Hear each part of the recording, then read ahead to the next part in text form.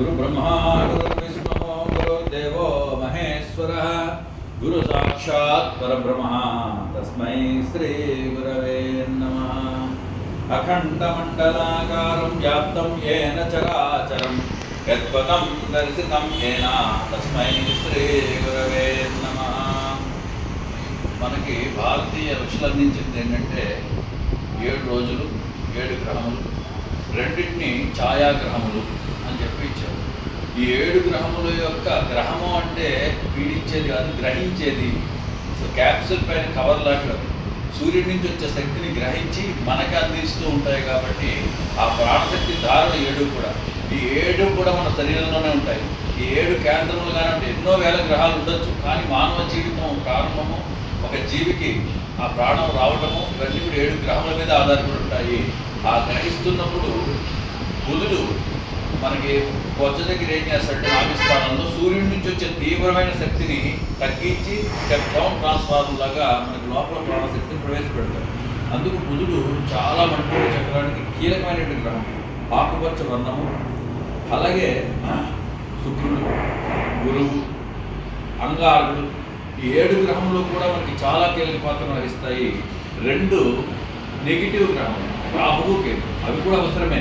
ఎందుకంటే ఒక మ్యాగ్నెట్ మనం ముక్కలు చేసినప్పుడు ఎక్కడైనా తీసుకో పాజిటివ్ నెగిటివ్ ఏర్పడతాయి. దాన్నే గాయత్రి నెగిటివ్ ఎనర్జీగా, పురుష సూక్తం అంతా కూడా పాజిటివ్ ఎనర్జీగా చెబుతారు. అది సృష్టి ధర్మం. అది ఆ విధంగా 2 ఎనర్జీస్ కూడా ఎప్పుడూ కూడా ఉంటేనే మధ్యలో ఎనర్జీ పుడుతుంది.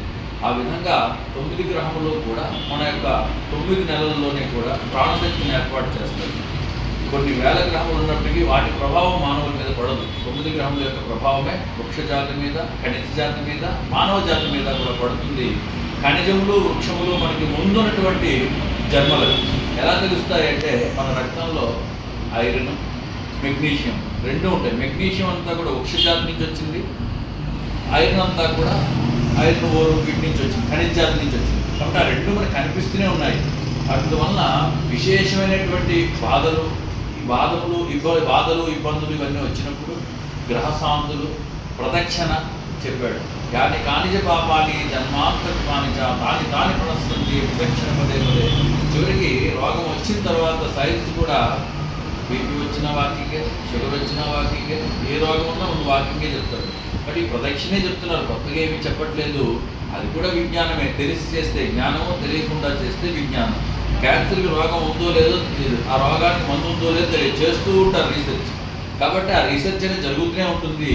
అది వేద ప్రమాణంలో కూడా జరిగిపోయింది. ఋషులు ఎప్పుడూ అన్ని కన్ఫామ్గా చెప్పేసరి మనం మర్చిపోయాం. కాబట్టి మళ్ళీ దాన్ని తీసుకొస్తూ ఉండాలి వేద ప్రమాణాన్ని.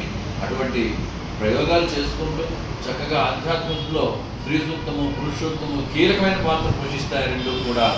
అటువంటి మహాశక్తి స్వరూపమైన పీఠంలో అమ్మవారు, అలాగే మనం ఏర్పాటు చేస్తున్నటువంటి 5 కేంద్రాల్లో 5 పీఠాల్లో కూడా పొన్నూరు చాలా కీలకమైనటువంటిది. ఈ పొన్నూరు అద్భుతమైన శక్తి కేంద్రంగా పనిచేస్తుంది. ఉత్తరాలకు అందుతుందని చెప్పి అందులో ఉన్నటువంటి శక్తి కేంద్రాలను ఉపయోగించుకోవాల్సిందిగా అందరికీ కూడా ఆహ్వానం. జై భారత్.